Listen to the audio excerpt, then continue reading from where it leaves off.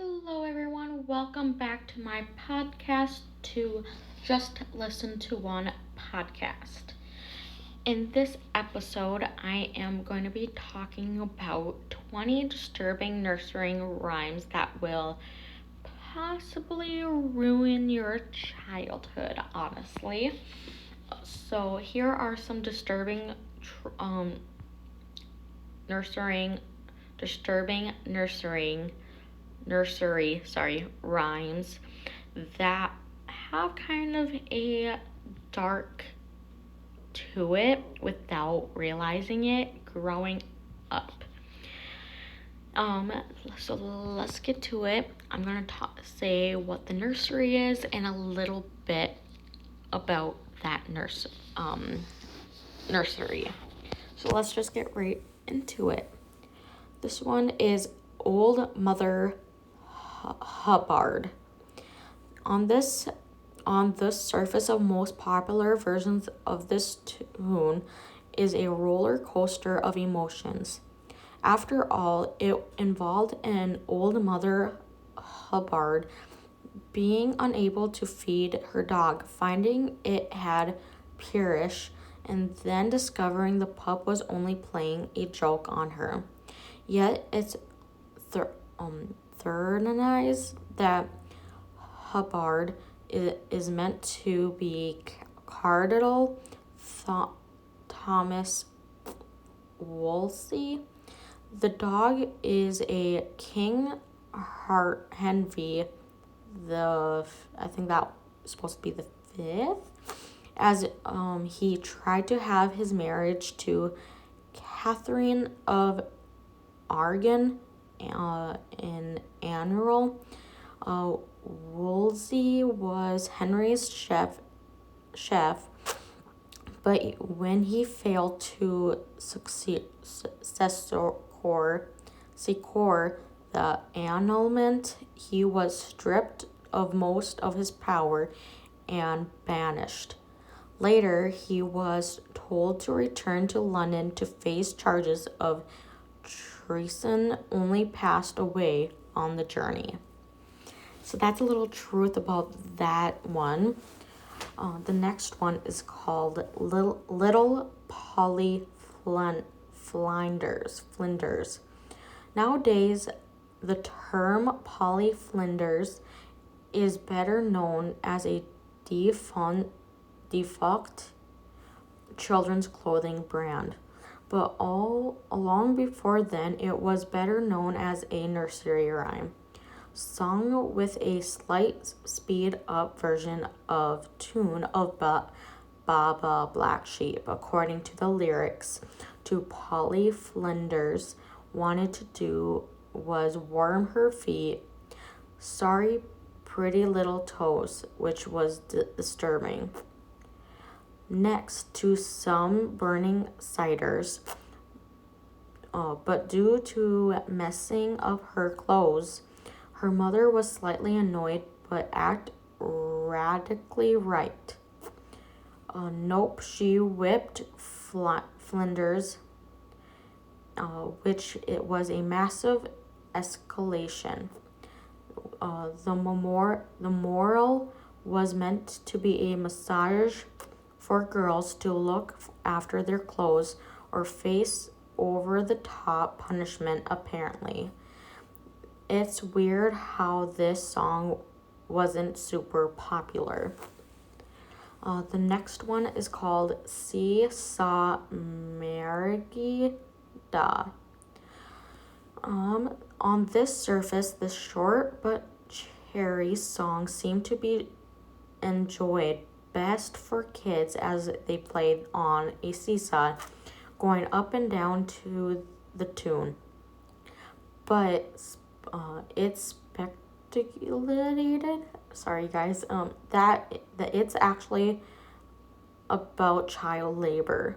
Yep, the second lyric motions, Jackie's having a new master. Then the rest talks about his earnings and the struggle to meet the demons of his employer slash owner.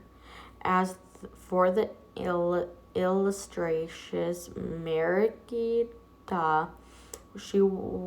she may have been added simply because of the rhyme, but the word "da" could also mean someone lazy or an untidy woman.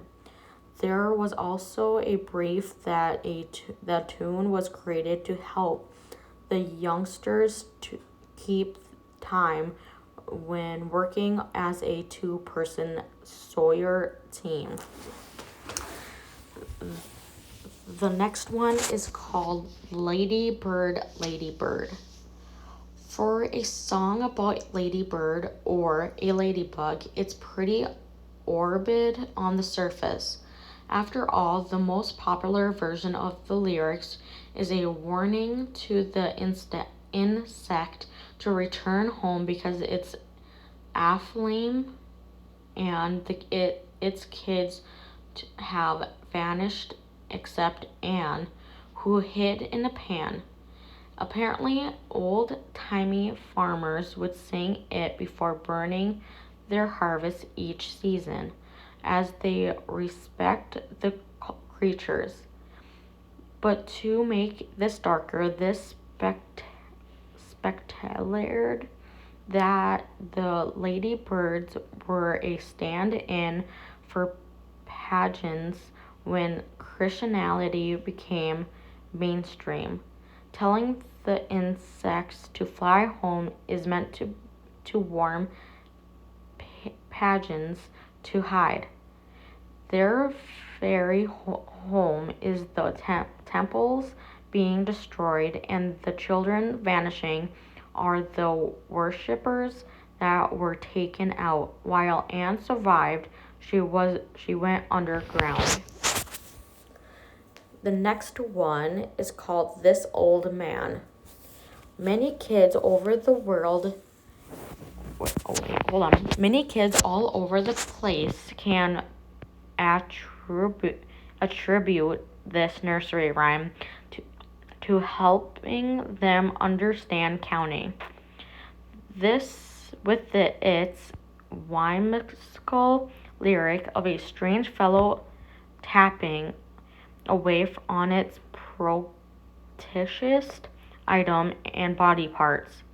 It seems mostly harmless, but is it? Maybe not.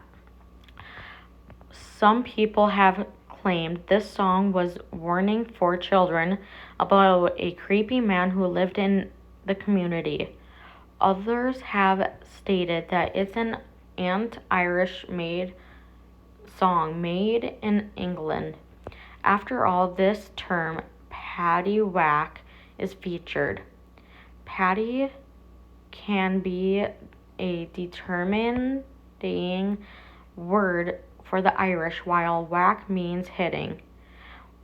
Some modern iterations of the song have changed the lyrics to paddywhack, while the term rolling home could referring to Irish travelers and their caravans. The next one is called Goosey Goosey Gander. The lyrics for this tune is already pretty dark. After all, the protagonists find a gentleman in a lady's room who wouldn't pray. So they chuckled him down the stairs. In alternate versions of the lines vividly describe the noise of the man's journey as he fell. According to historians, the thrown chap is said to be a Catholic priest. Back in England, Catholics weren't beloved and were believed to break their vows of celibacy, hence being found in a lady's hamper. In other theories, Protestants under Oliver Cromwell's rules were encouraged to attack followers of Catholicism. When they entered Catholic house, they would find the clergy in a priest hole, a special room to hide from them. The next one is called Humpty Dumpty. Fun fact, not once does a song mention that Humpty Dumpty was an egg. Probably because when you think about his accident, it's slightly less upsetting when you picture an egg than a human. The phrase Humpty Dumpty was originally a term for a beverage of brandy with a boiled ale. Then it became slang for a clumsy person. Then one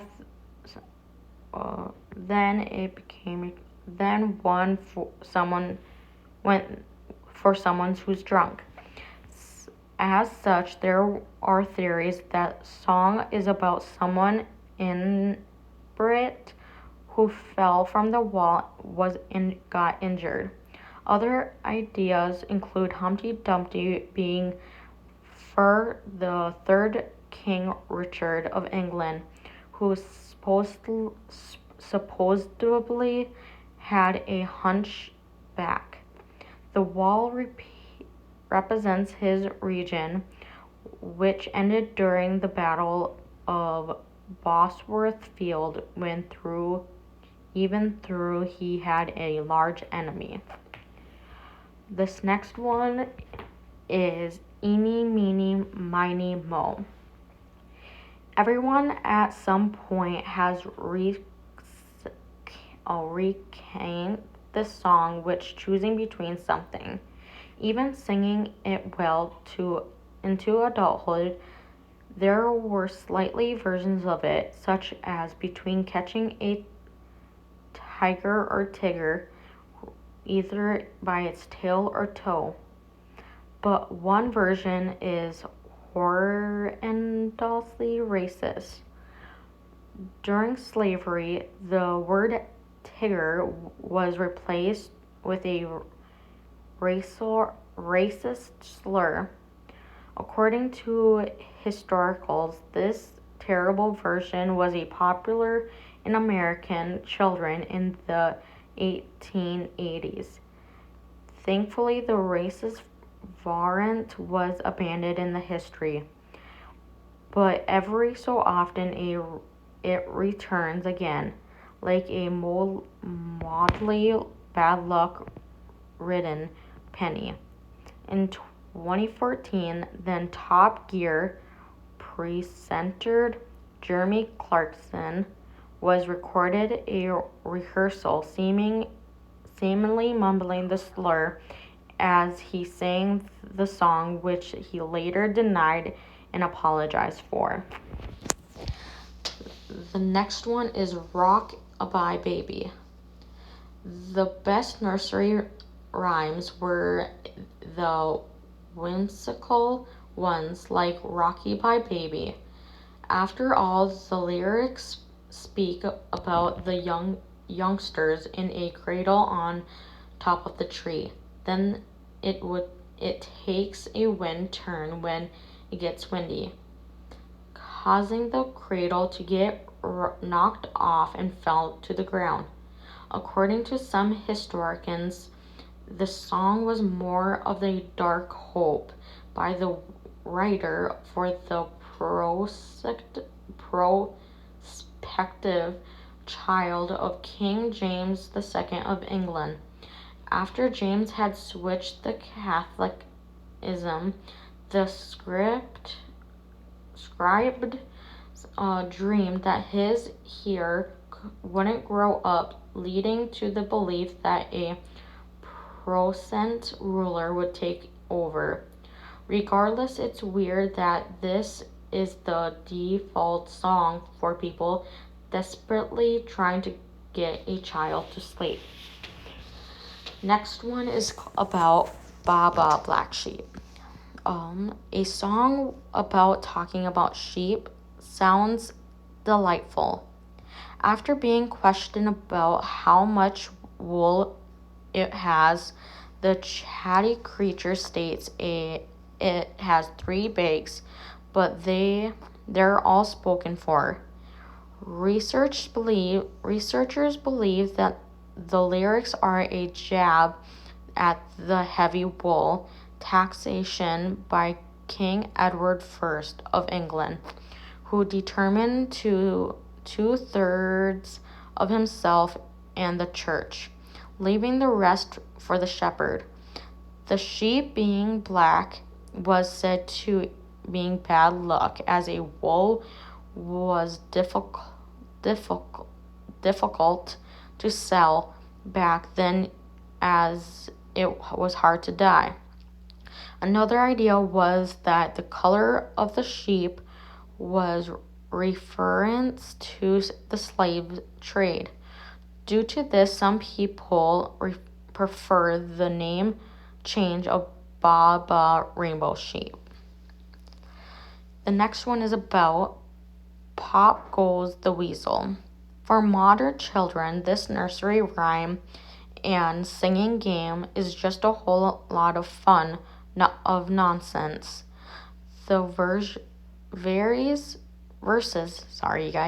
the verses have evolved significantly over the years, and the contemporary American versions usually tell of a monkey chasing a weasel around the mulberry bush.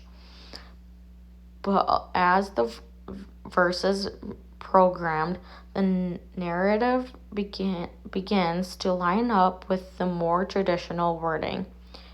It's all about buying needles and threads and little boys who are sick. In reality, the song is about an abject poverty using cockney rhyming slang. Pop Goes the Weasel is a person pounding their coats to buy themselves food and drink. The monkey represents looming debts of a demon for repayment. The next one is called Here We Go Around the Mulberry Bush. According how little time the average kid speaks around mulberry bushes, it's kind of ridiculous how present they are around popular nursery rhymes. But like many nursery rhymes, Here We Go Around the Mulberry Bush dates back into the mid 19th century, when kids had to create with mundane things to keep themselves entertained. Through this time, nursery rhymes seemed innocent enough. One historian, R.S. Duncan, believes it takes its roots from Her Majesty Prison Wakefield, where the female prisoners allegedly used to walk around mulberry trees for exercise. Though this interpretation has been contested by some, it still makes for a grim mental picture. The next one is Georgie Porgy. It makes a silly name, but Georgie Porgy has got a very adult history behind it, at least according to the results.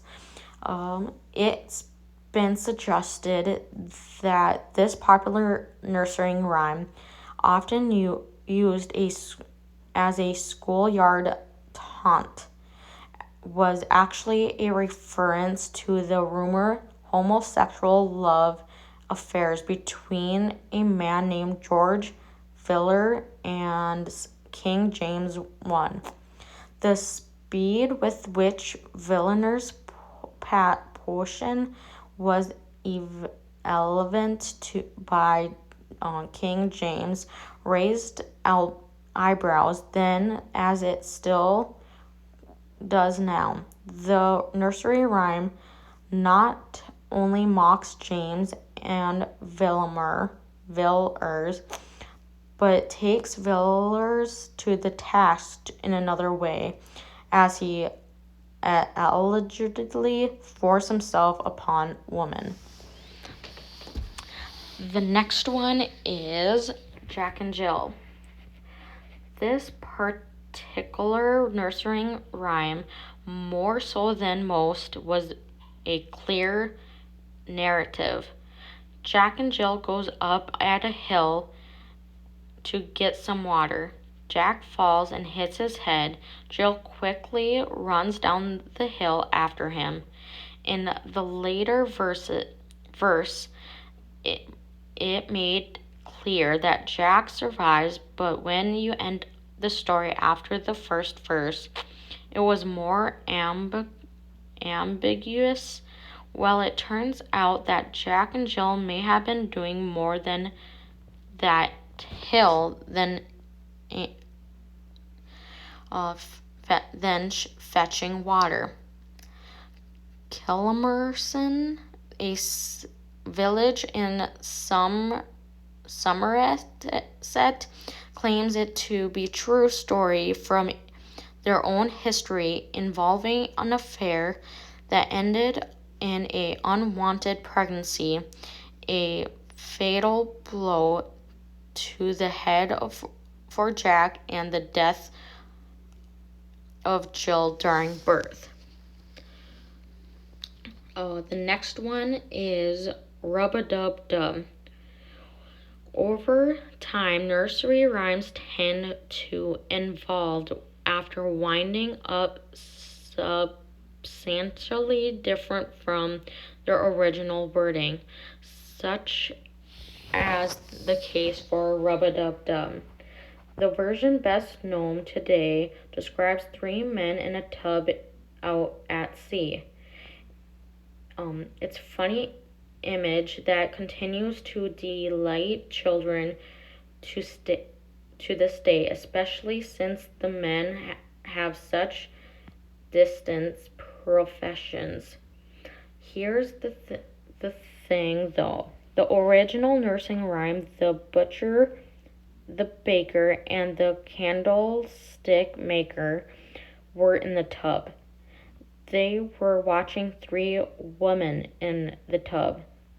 That's right. It was apparently some sort of peep showing at the fair, and three men were there to stare.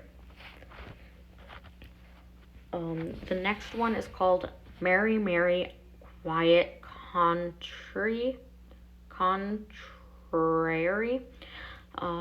Some argue the titular Mary in the nursery rhyme is none other than the mother of Jesus, and the bell cockle shells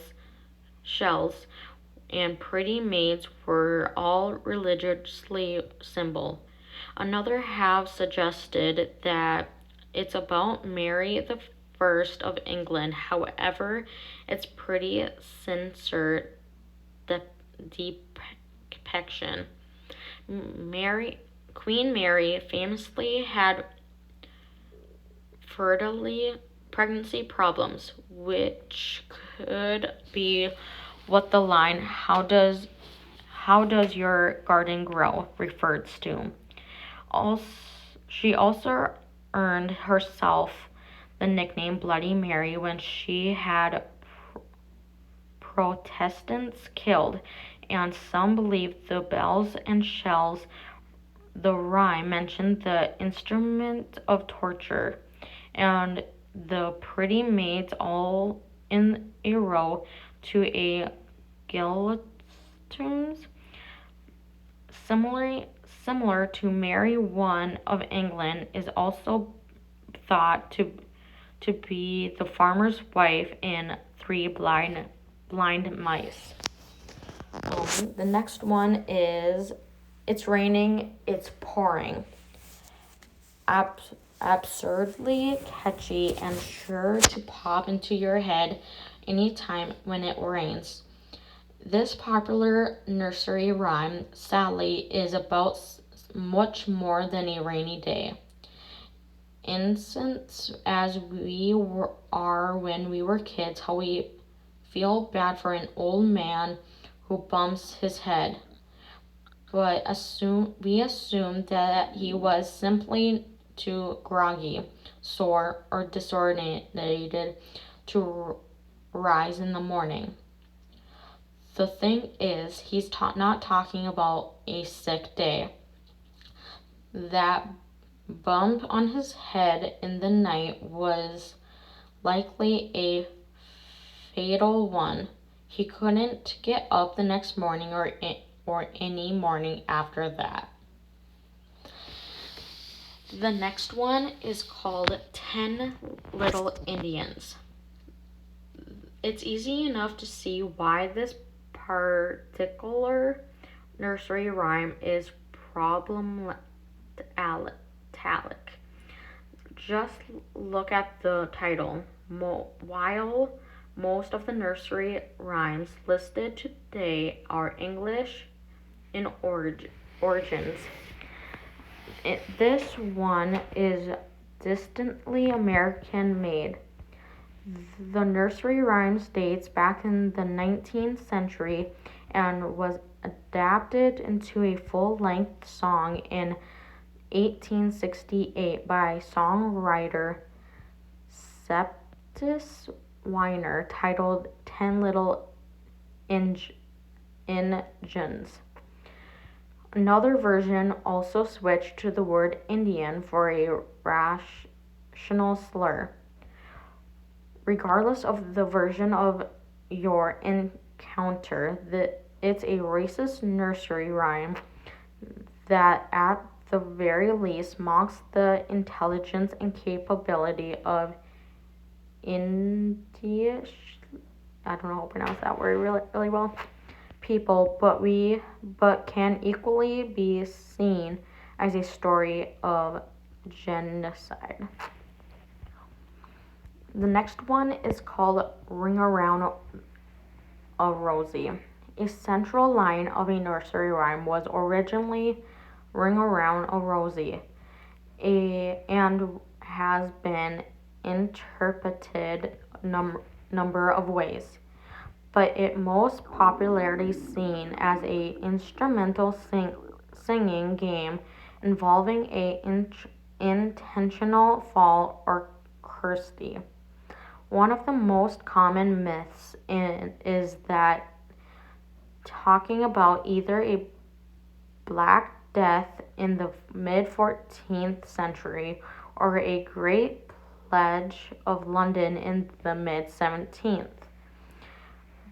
The sneezing and falling down are now retroactively seen as signs of illness and death resulting from the plague. Posy were subsequently carried around their protective purpose. The rosy was rash and the ashes. A lot of bodies were burned after they fell down.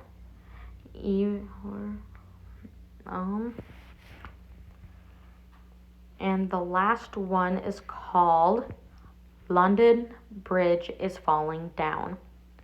This famous singing game is known to date back to the 7th century, but quite possibly much earlier. The medley is catchy, and the accompanying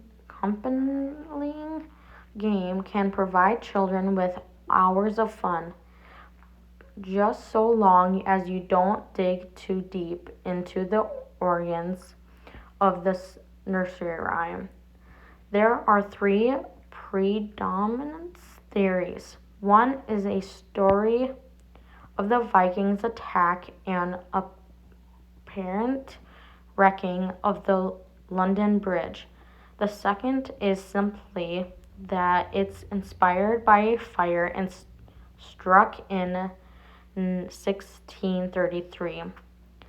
The last but most haunting, however, is that children were buried, maybe alive, in the foundation of superstitious reasons. So let me know about your guys' thoughts about all these nurseries now rhymes. If you guys think that is true, maybe false, or if you thought they were intriguing, let me know in the comments. And if you guys have any topics that you guys want me to talk about, rather it's about a celebrity or whatever it may be, let me know and I will do my very best to talk about it. And I will see you next Saturday. Bye.